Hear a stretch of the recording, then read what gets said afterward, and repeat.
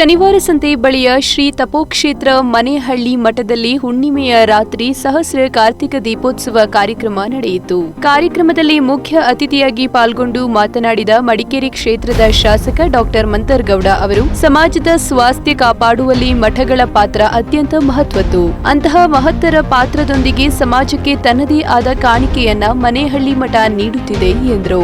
ಕೆಲವು ದೇವರ ಹತ್ರ ಹೋದಾಗ ಬೇಡ್ಕೊ ಬಂದಾಗ ಅದೊಂದು ಶಕ್ತಿ ನನಗೆ ಈ ಮಠದಲ್ಲಿ ನನಗೆ ಸಿಕ್ಕಿದೆ. ಇಲ್ಲ ಅಂತಲ್ಲ, ಮಾತ್ರ ಒಂದು ಅರ್ಧ ಗಂಟೆ ಟೈಮ್ ಕೊಟ್ಟರು ಸ್ವಾಮೀಜಿಯವರು. ಮತ್ತೆ ಇಲ್ಲೇ ಕೂತಿರೋ ಒಂದು ನಿಮ್ಮ ಮನಸ್ಸಲ್ಲಿ ಏನ್ ಕೇಳ್ಕೋಬೇಕು ಅಂತ ಹೇಳಿದಾಗ ಆ ನಿಜವಾಗಿ ಹಾಗೆ ಆಗುತ್ತೆ ಅಂತ ಹೇಳುವಂತ ಸಂದರ್ಭದಲ್ಲಿ ಆ ದೇವರು ನಿಮ್ಮ ನನಗೆ ಆಶೀರ್ವಾದ ಮಾಡೋದು ಒಂದು, ಹಾಗೆ ನಿಮ್ಮವ್ರಿಗೆಲ್ಲರೂ ನನ್ನ ಪರಾಗಿ ತಿಳಿಸೋದು ಅಂತಂದ್ರೆ ಅದು ಒಂದು ದೊಡ್ಡ ಶಕ್ತಿ ಅಂತಲೇ ನಾನು ಅನ್ಸುತ್ತೆ.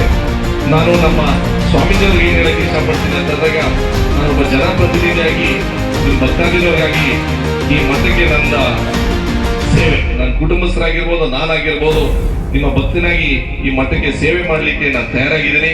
ನೀವು ಹೇಳಿದ ಕೆಲಸ ಕಾನೂನು ರೀತಿಯಲ್ಲಿ ಇರ್ಬೋದು, ಸರ್ಕಾರದ ವತಿ ಇರ್ಬೋದು, ವೈಯಕ್ತಿಕವಾಗಿರ್ಬೋದು, ನಾವು ನಿಮ್ಮ ಜೊತೆಲಿ ಯಾವಾಗಲೂ ನಾವಿರ್ತೀವಿ. ರಾಜ್ಯ ಉಚ್ಚ ನ್ಯಾಯಾಲಯದ ಹಿರಿಯ ವಕೀಲರಾದ ಎಚ್.ಎಸ್. ಚಂದ್ರಮೌಳಿ ಅವರು